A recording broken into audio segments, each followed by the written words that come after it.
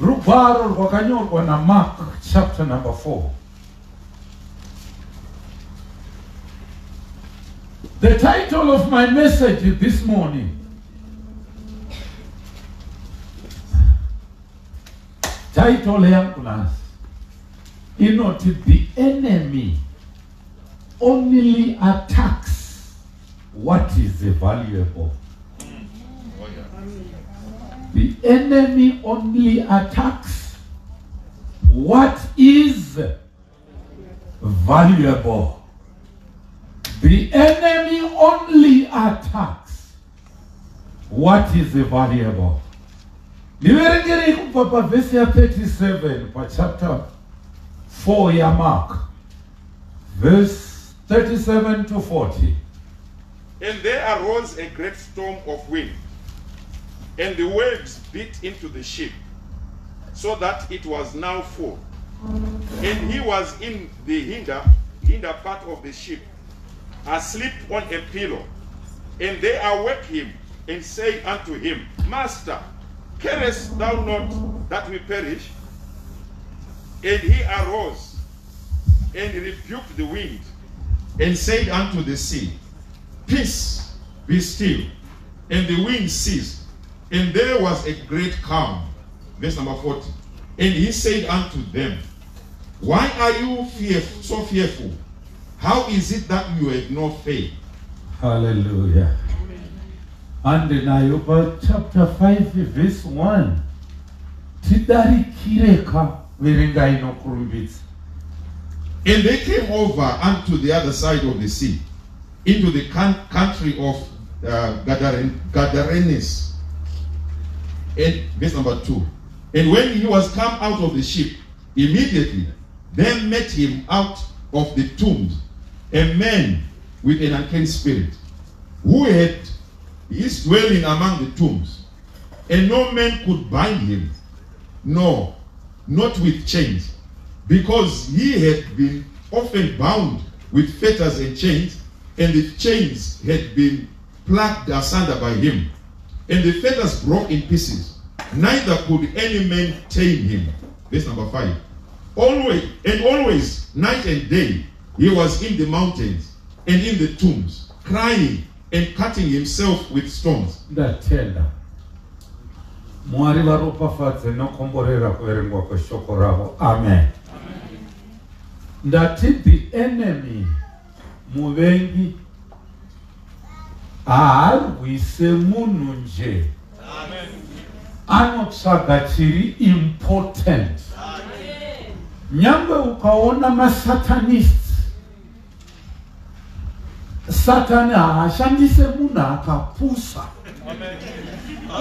Anotsvaga vakachenjera nevanhu vari intelligent. Ivavo ndo vari kutsvaka Satani kuti avaparadze. Ndinzwisise zuva ranhasi kuti the enemy only attacks what is valuable. Ndashandisa shoko rokuti valuable. Chinhu chisiri valuable haana hanya nacho. Muneni here pano mangwanani hanacho.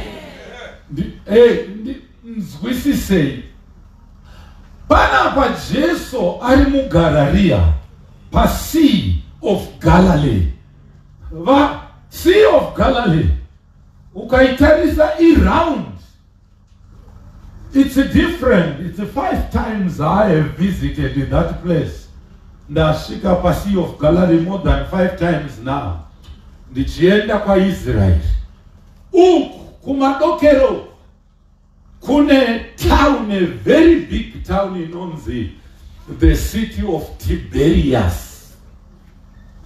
Inenge yakatarisana ne Sea of Galilee. Sea of Galilee yakakomberedzwa nemakomo. Uku ndo kune mamwe makomo aya anonzi chiiko anorwisana nemaSyria. But Lake Kariba yakatovakwa nevanhu, kwakaiswa bridge rakabata mvura kuti pave nelake. But Sea of Galilee haina bridge, haina akaigadzira, ndeyaMwari. Amen. Kana muri kubata zvandiri kutaura panapa, hapana pakabatwa mvura.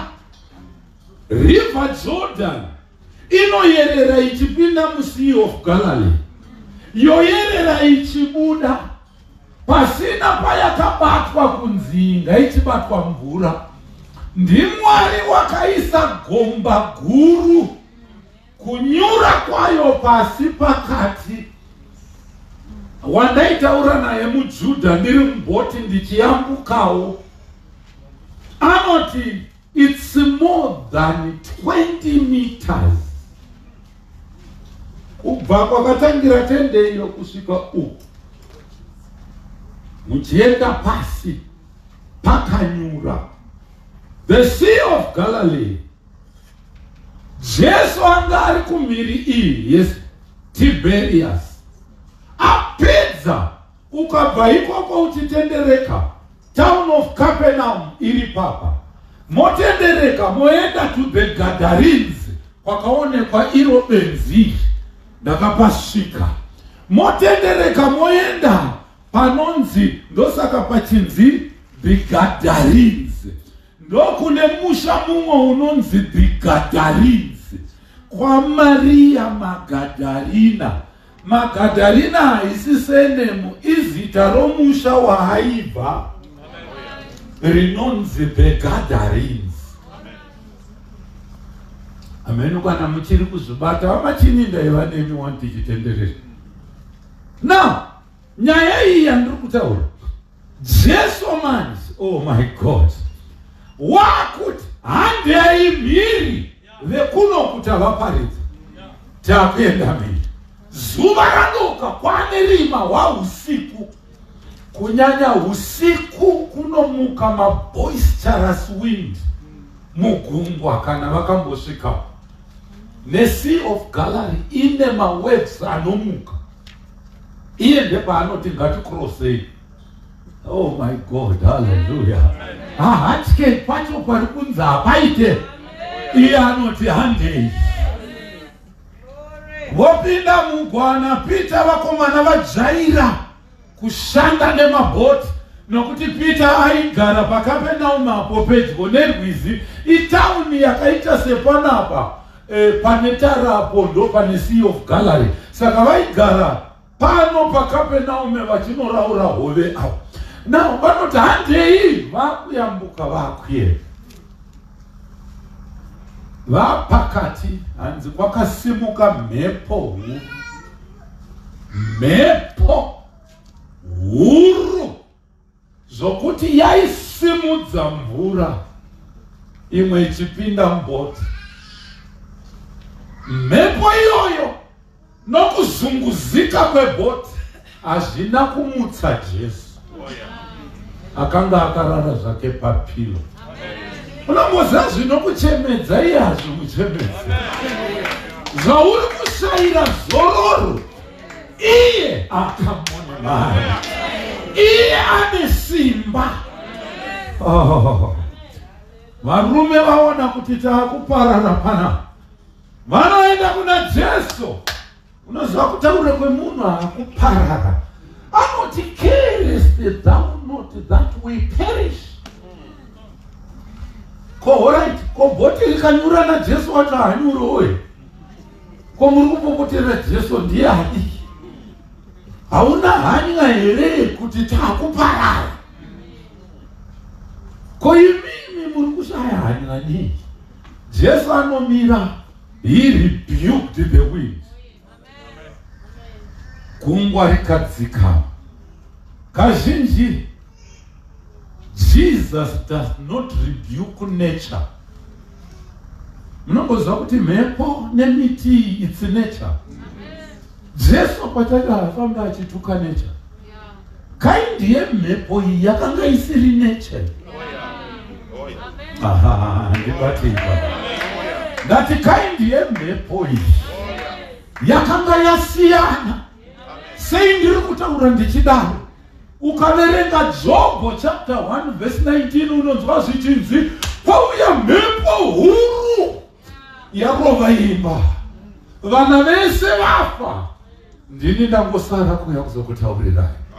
Mhepo iyi haisi yega iyi, nokuti kuna Satani ati nditenderei ndimbobata Jobho uyu. Saka mhepo iyi iri kubva kupi? Ameno kana muineni na muneni here na muri kuona here kuti kaindi yemhepo idzi hadzisi mhepo dzega dzega. Pane dzimwe mhepo, type yemhepo dziri kuuya kumba kwenyu, haisi kaindi yemhepo kwayo. Ndozvitaura zvangu izvi. Shamwari, kune kaindi yemhepo dzinosimuka, dzimwe mhepo dzourwere, dzimwe mhepo dzokumabasa dzaunoti ko zvandibvira nokuti iri mhepo yasimuka. Pane mhepo dzinosimuka mumarriage kuti murume uyu ingatanga tigere zvakanaka, mudzimai uyu tanga tigere zvakanaka. Kochii chaitika? Shamwari iti kune mhepo dzinosimuka. Pana ari kubata here zvandiri kutaura pano? Nokuti pavari kuenda uku kune something valuable, kune something very important, kune munhu ari very important akasungwa. Oh my God, akasungwa nengetani, abviswa mumba akutogariswa kumakuva.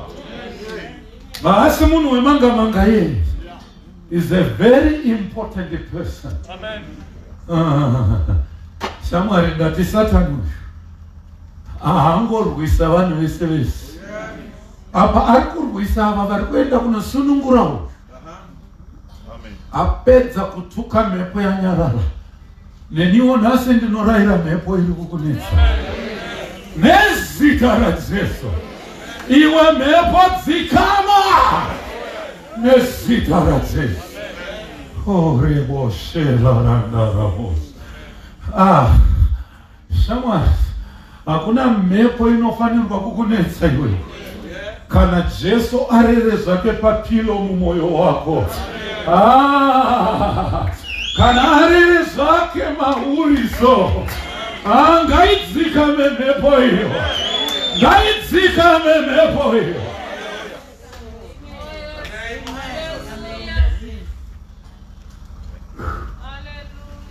I still remember when I was in choir 1964 kuchikoro. Pane chimbo chataimba chokuti mananda anonditeerera. Hakuna mvura, hakuna nyanza inonyudza tenzi wepasi nenyanza. Hakuna. Taitichwa nomumwe ticha inzi Gwaradzimba. Baba waGwaradzimba uyo akashaya. Aifarira nziyo dzechiKristu. Chikoro chedu hataenda kumakompetisheni nedzimwe tu, vaingoda nziyo dzechiKristu nokuti akanga ari captain weSalvation Army. Hama yangu, nditeererese nhasi, ndati kune mhepo dzinosimuka. Usatarise masutu atakapfeka haya, inosimuka ukapfeka sutu. Iwe inosimuka mhepo. Hainei nemota yaunodhiraivha, hainei kuti unogara pamba yakadii. Kune mhepo inosimuka. Ndokutaurirei zvangu, imwe mhepo yakasimuka ka mufundisi kamungu kuna Jonaka akutiza Mwari anoregedzera mhepo. Shamwari, kune mhepo. Jobho namwese akawana kune mhepo yakaregedzerwa. Muri kubata here zvandiri kutaura panapa? Now vasvika mhiri, they came chapter 5 ndobva ndava verse 1. They came over unto the other side of the sea, into the country of the Gadarenes. And when he was come, munombozwa kuti Maria Magdalena, Maria uye akabuda mweya mingani? 7. It is the town of Gadarenes. Ine mweya yetsvina. Ameno kana muri kubata zvondoke. Enya iyoyo ine mweya yakaipa. Vanopota kunedya yainzi the sea, yainzi chimbo hove yeye yatikanodyisa. Yainzi chi? Peter's fish. Vanhu vaya vakaturova mari dzedu nezita rokuti Peter's fish.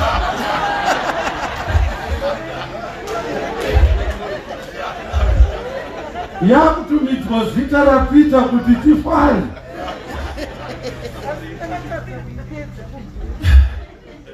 Vakabika handidi neminzwa ndoda mafilets. Ivo vakabika nomusoro wayo neminzwa yayo kuyeka kutarisa kudai chinzi Peter's fish. Rova takaidya takadaro. But ndapedza kudya ndakuenda kune muJudha arimo. Ndakati ndiri kukumbirawo a toothpick kamuti kemazino. And so we don't have that mango oxtake. And the toothpick tree is there outside. Vari kureva kuti muti uye weminzwa yekareva stake. And the toothpick tree is outside. Takazobuda takatozoenda ipapo kundotemha tumuti itoto.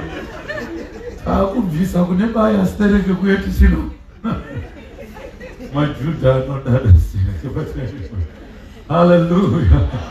But yendo utaura pana pashamarika. Ndati kune mhepo. Jesu achimbobuda so.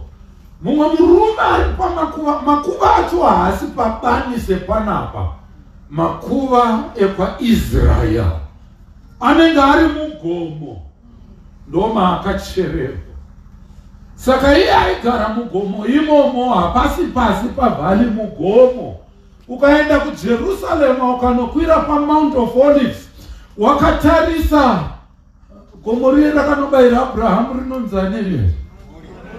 Mount of Moriah. Ndo rimwe rakavakirwa Jerusalema, yakavakwa on 7 mountains. Mount Moriah unenge wakaitarisa uko. Pamusoro panovakwa imba apa. Pazasi pesa apa pane makuva. Vamwe vakaviga makuva nokuti vakati Jesu kana akuuya achapinda this gate raakambopinda naro, nokuti Jerusalema yakavakwa nemadziro. Saka gedhi raakapinda naro iroro rakavharwa nanhasi, riri kunzi riri kumirira kana adzoka achamhara apa opinda negedhi. Saka maJudha ndokubva vaviga vanokosha vavo ipapo kuti kana akufamba nepo vamuke.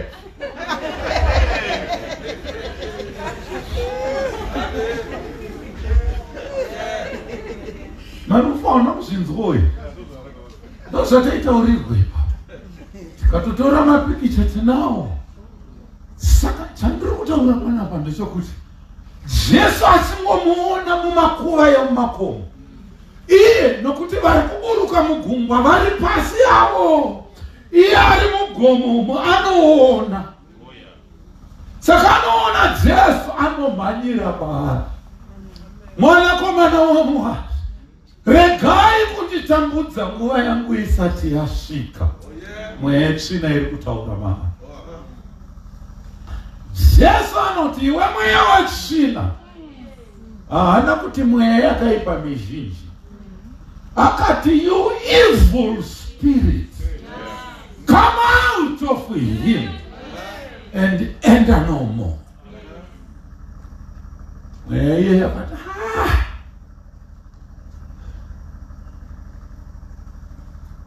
musatitambudze nguva isati yasvika. Saka ndati budai muende. Ndokubva Jesu akumubvunza kuti zita rako ndiwani? Mweya china inonyepa, munomboziva? Saka ndinonzi Legion nokuti tiri vazhinji. Akataurira izvozvo kuti Jesu ati vakawanda hatize. Jesu haavhundutsirwe.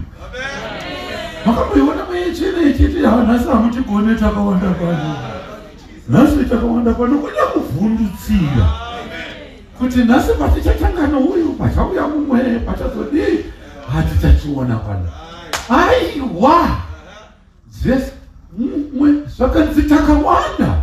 Asi zvino musati bvise muarea ino.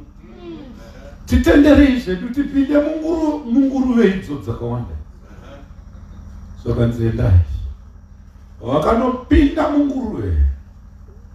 Nguruve dzakati zviri nani kufa pano kurarama nemweya wetsvina.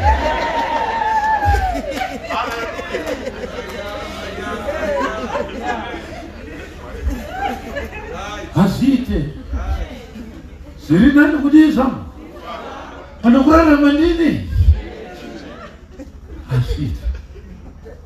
Dzese dzakamhanyira mugungwa dzikanofa. They all died. Murume wende kubva asara ari right. Aisungwa nechain ari kumakuva.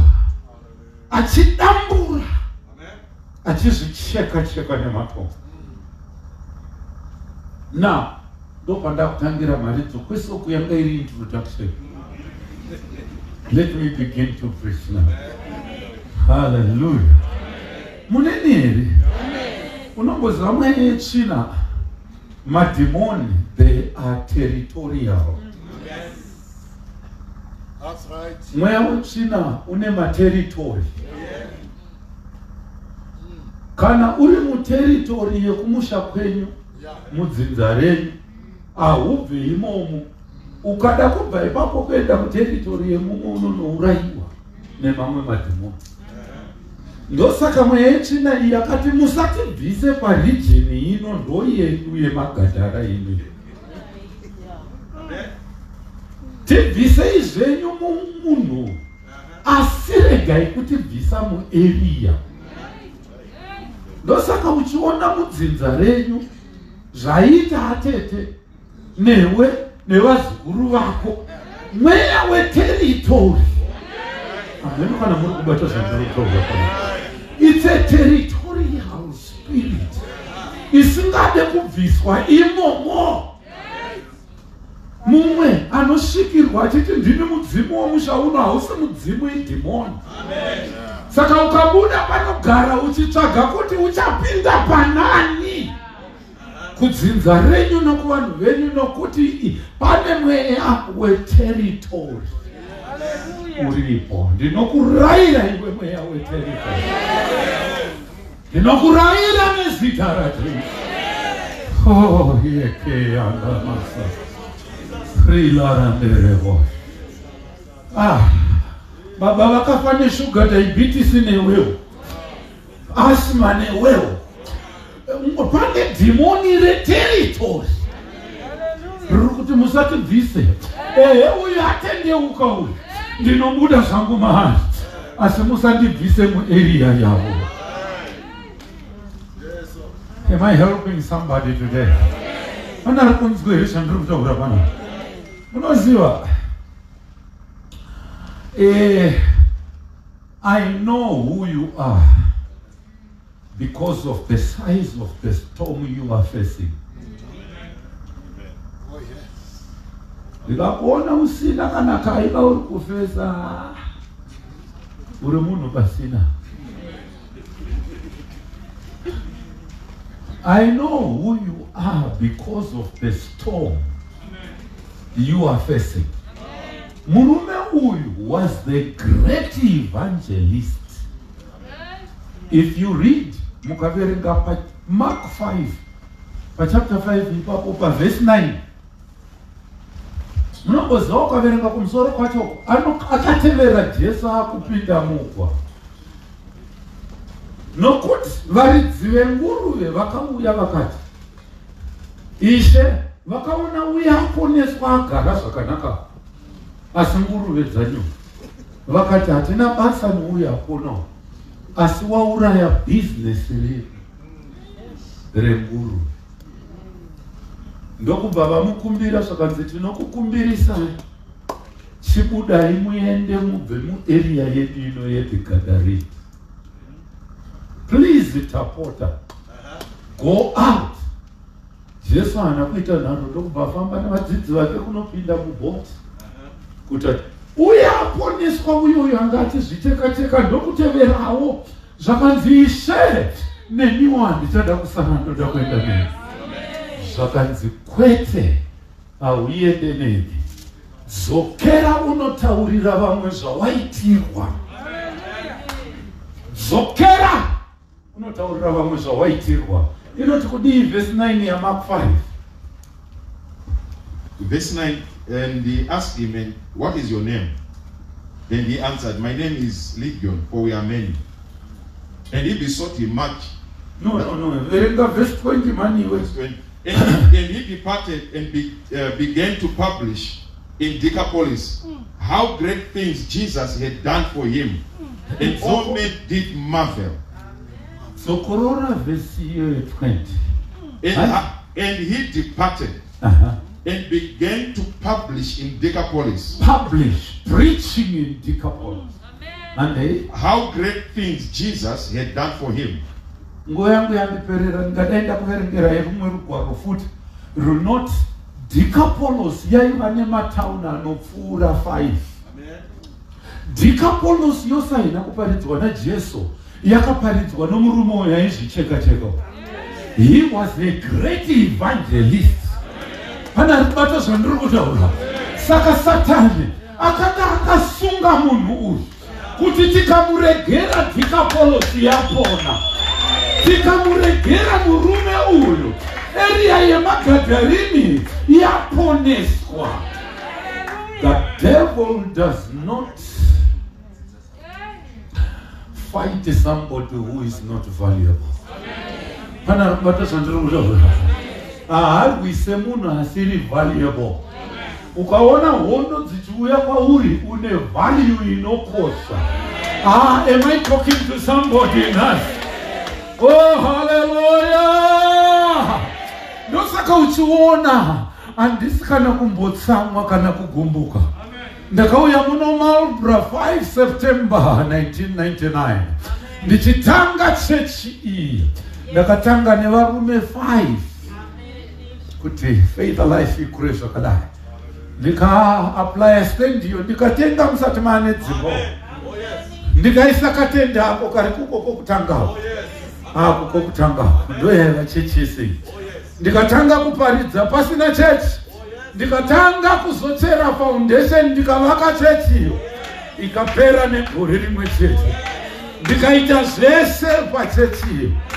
But shamwari Satani akambokumbira kuna Mwari kuti hey, nokuti Mwari ane rusero mumaoko ake, anoda kumbopepeta chechi yake kuti vasakarurama vaende. Nonza chiyambo wamuri kudada naye mukamubvisa mumachechi achakurasa iwe. Taburitswa tiri pano, tiri kutofara, tiri kutoti makanaka Mwari, makanaka Mwari. Iwe rega kufunga kuti Mwari haasi kuzviona zvakaitika izvi. Rega kufunga kuti mhepo iyi yakangobva kuna Satani chete. NdiMwari ari kupepeta. Pane vamwe vokuti ndingaende kunonamatira pasango ndodzokera pachechi apo. Pasisina Mwari zvako.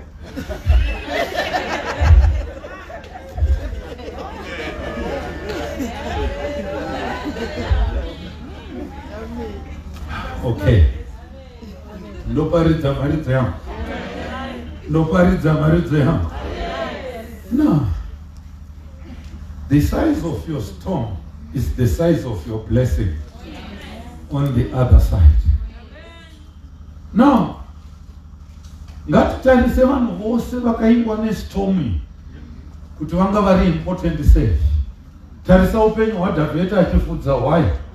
Vangani vanoverenga mubhaibheri vakavingwa neshumba achifudza why.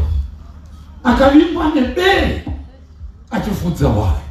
Achirwa neshumba achiiparadza.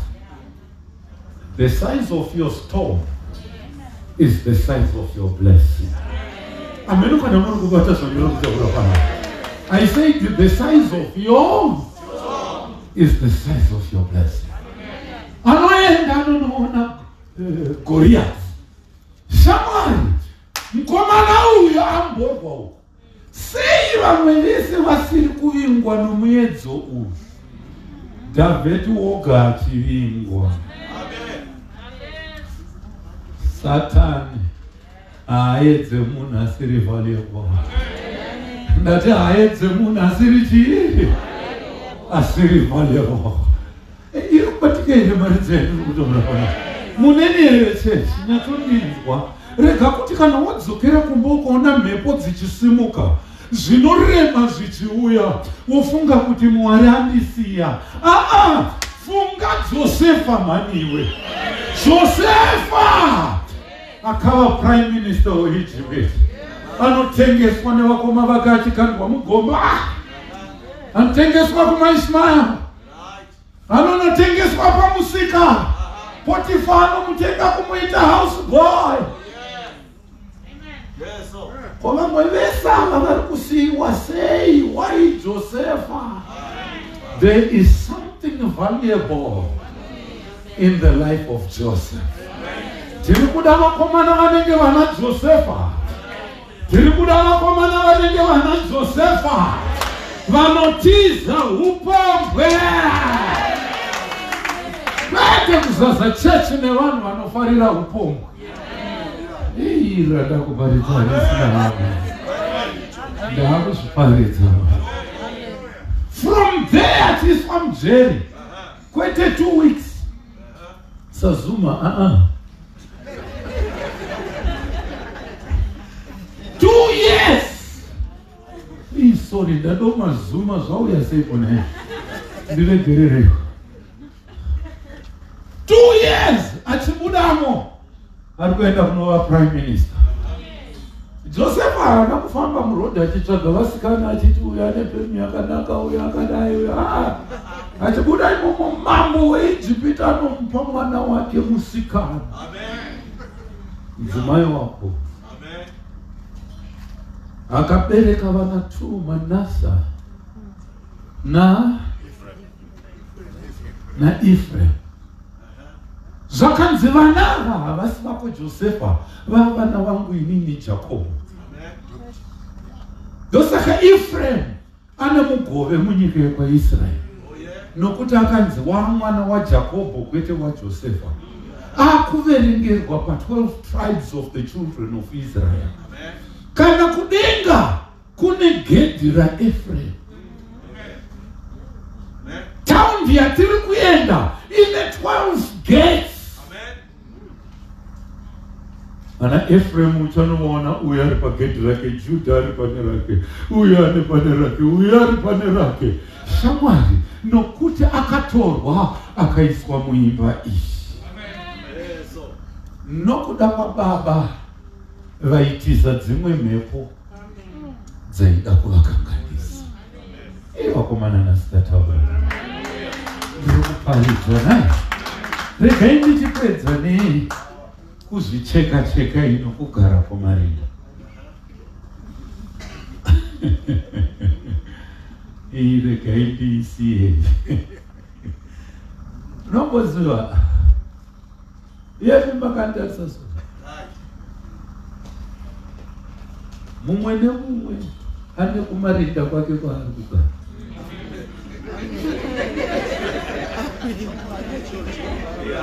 Achizvicheka-cheka nematombo ariko.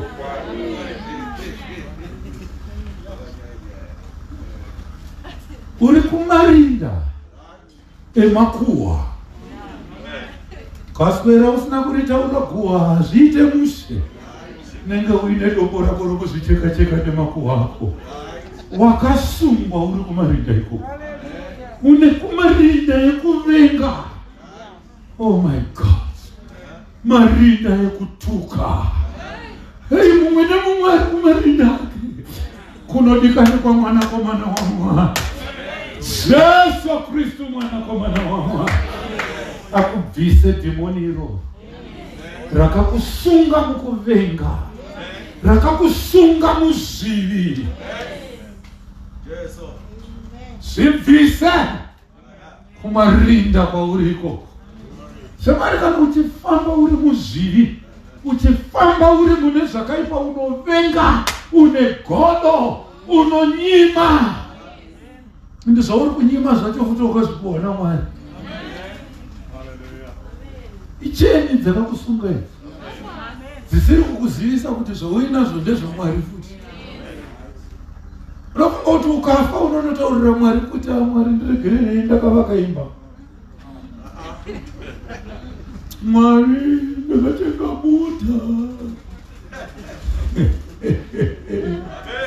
Ukasashandira Mwari nhasi, komanaga muchafunga mashoko andiri kuparidza. Ndati ukasashandira Mwari nhasi, ndati ukasashandira Mwari nhasi, iwe unofunga kuti ndashaya zvokuita kuswera ndiri panapa. Youth yangu yanga iri panapa yakati baba, this is too much. Madii machienda kunozorora. Zuva radoka muri pano kana chamadya hapana. Madii manozorora. Kumba uko hakuna mugove wangu uri pabasa panapa. Mugove wangu uri pabasa randiri kushanda. Ameno vanhu vana ari kunzwa zvandiri kureva. Ndine nhamo kana ndisingaite zvinodiwa naMwari. Zvandakasikirwa naMwari ndo zvandinofanirwa kuti ndiite. Hama dzangu, ndibatsire. Ukatarisa Daniel chaiye, Daniel. That guy was valuable. Anorongerwa mhepo. Svikira akandwa mugomba refundo. Shamwari ukatarisa value iri muna Daniel. Nemiedzo yaari kusangana nayo. Value iri maari. Satana haedze munhu asina value. Shadrach, Meshach naAbednego anonzi mavune here. Imi Shadrach, Meshach naAbednego, ndiri kukupai chance, ndakuridza mitokota. Mukasapfugama, you are finished. Ndokubva aenda kunoridza uko Nebukadnezar. CIO, mapurisa nemasoja akatarisa. Kwete kutarisa vanhu vese vese. Kutarisa Shadrach, Meshach naAbednego, varume vane value. Vakatarisa ani? Varume vane.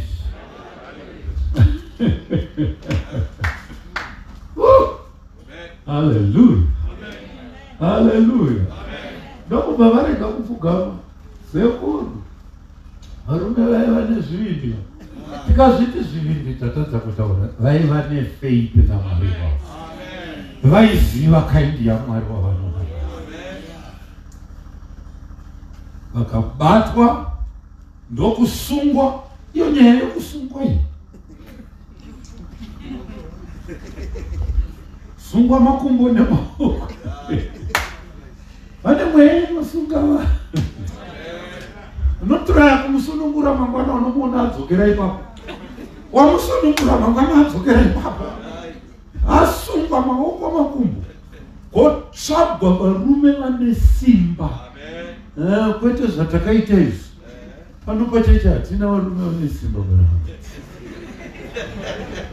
Nakachowa vane simba here.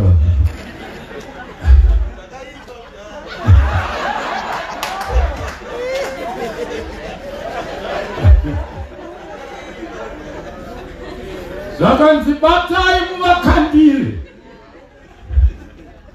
Nyika bata so mumoto. Mumwe mumoto, wechitatu mumoto. Vakasungwa chakakatyamadza mambo. Nokuti vakasungwa makumbo nemaoko, vakuvaona vakufamba vasina kusungwa. Halo, vakufamba vasina kudii. Moto wangodimura tambo dzakavasunga.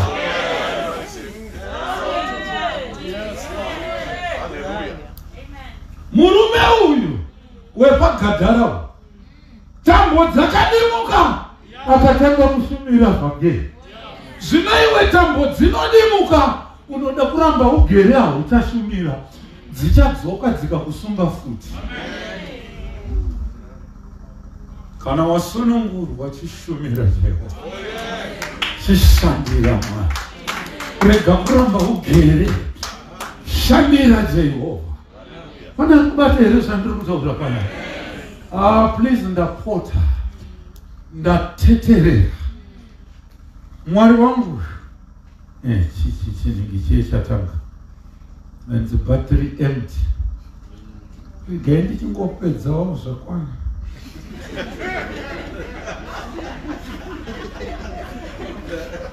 Zvinoswererwa. Ya, zvauya pafoni zvese. Ya, izvi. Haleluya. Zvakanakira foni dzemari.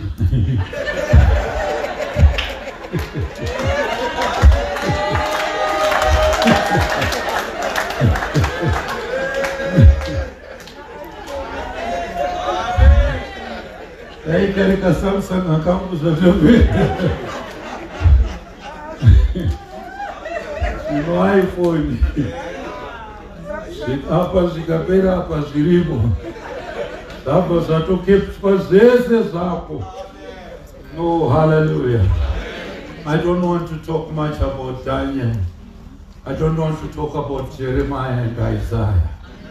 But zvandataura zvakakwana kuti unyatsonzwa kuti Satana haedze munhu asina chinhu. Ini ndoti ndikaona miedzo yako uya ndinotoziva kuti hameno makomborero haakuda kuuya. Come on, man. Even iyo kuburitswa muchechi kwatakaitwa. Pane gomborero richagumbura Satana. Hazvimboitika mahara izvi.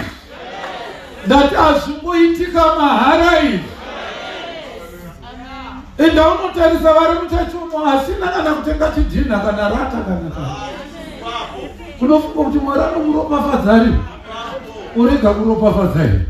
Inipo panosoda kutotsvaga ipo pano pakanzi pari kutengeswa ndakutopatenga.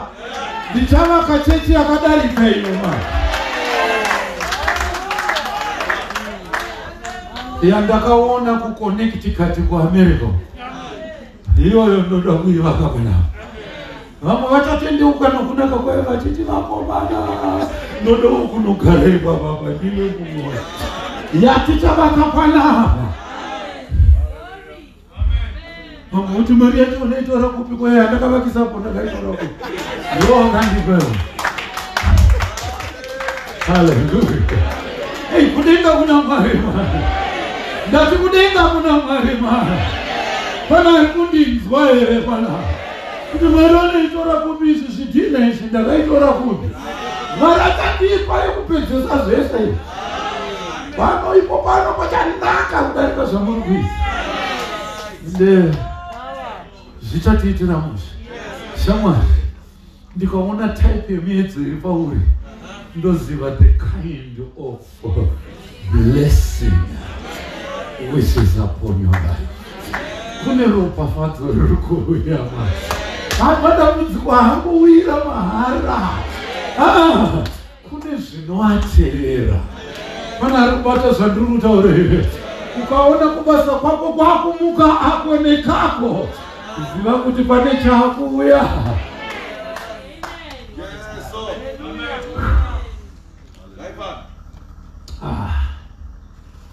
Usavhunduke.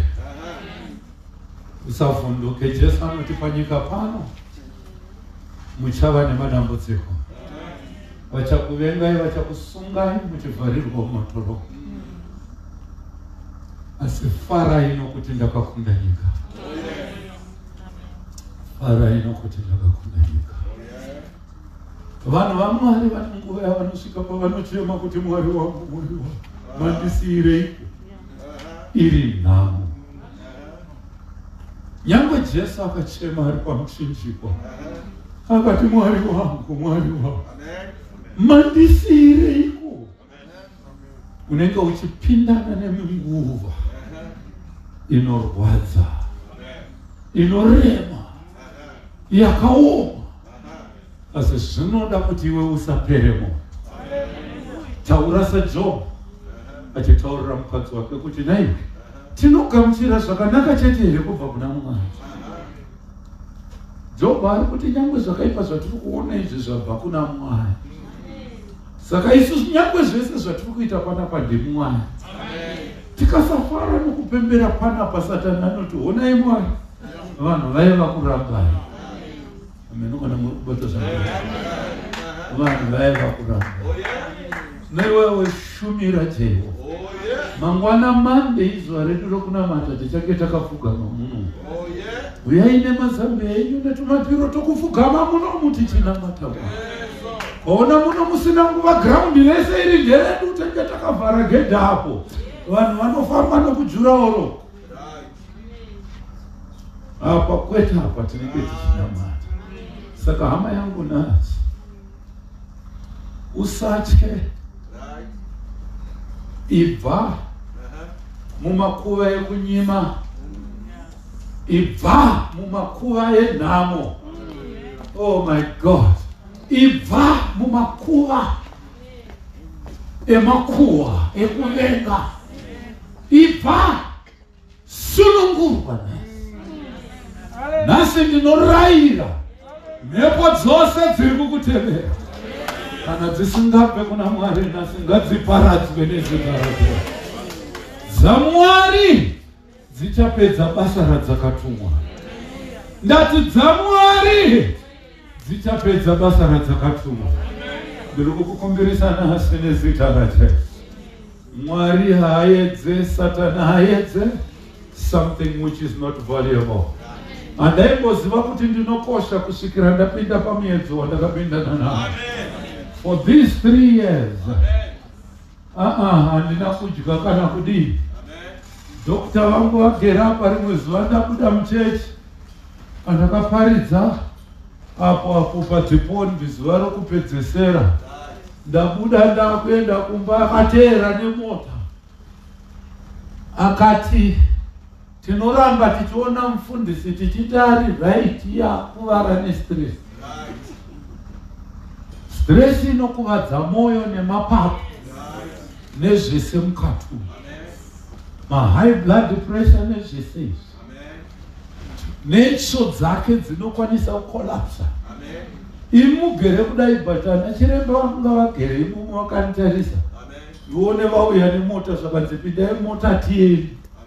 Tiende kupi zvakanzi handei mufundisi tinokuteera iwane mukati handei. Ndobva ndakwira. Hanzi pindaiwo. Mune mumwe amai varimo bvisai bhachi nehembe, mira yapo ndamira. Ndakutorwa x-ray. Ndabuda endai munotorwa skani yetsvo nezvese. Madhokota akagara uko vachiongorora. Zvakanzi zvese zviri right perfect. Tanga takutya kuti mufundisi wedu mungatifire nenhamo dzese dziri kuitika. Ndakati hadzisi dzangu ndedzaJehovha. Handizviise pamusoro pangu, ndinozviisa kuna Jehovha. Ameno kana muri kubata zvandiri kutaura. Shamwari, ndiri kukukumbirisa nhasi nezita raJesu. Kana kune mweya yetsvina iri kukunetsa, kana kune mweya yerima yakakukomberedza, yakakusunga, ndinoirayira nezita raJesu. Ngaiparadzwe, ngaiparadzwe. Ngatisumukei timire netsoka dzedu.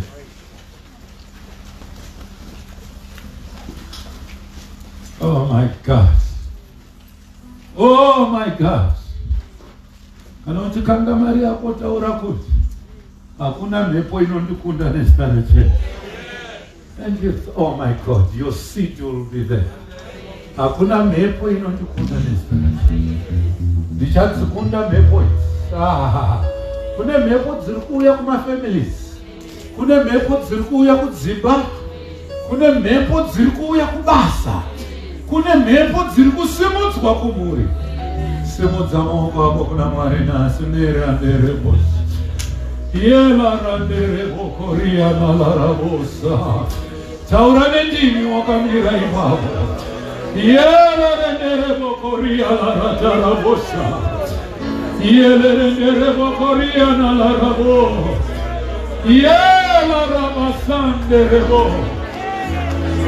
Uria derende. Rela ramakasande rebosa. Yele rendere bokoria na la rabasa. Yele rebese la radarabo koriata. Yele rendere bokoria la rabosa. Yele rendere bosa le rendere bokoriata. Muyamele rebosa rendere bokoriata. Rile rendere bokoria la rabosa. Yele rendere bosa le rendere bosa. Yele rabasande rebokoria la rabosa.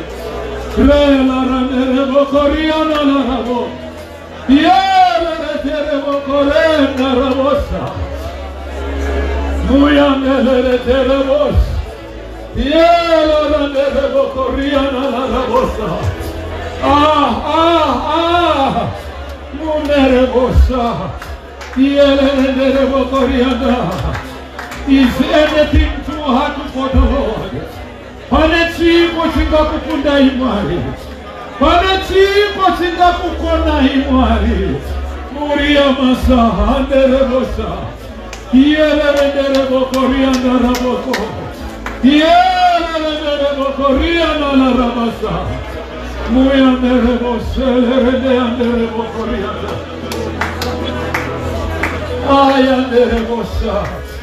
Rile rendere bokoria na. Rele rendere bokoria na rabosa. Yele rendere bokoria na rabo. Yele rendere bokoria na rabo. Amandere bosa. Yele rendere bokoria na. Yele rendere bosa le rendere bokoria na. La rendere bokoria na rabosa. Yele rendere bokoria na rabosata yandere boy. Ayandere bokoria rendere bokoria ta. Rilo rendere bokoria na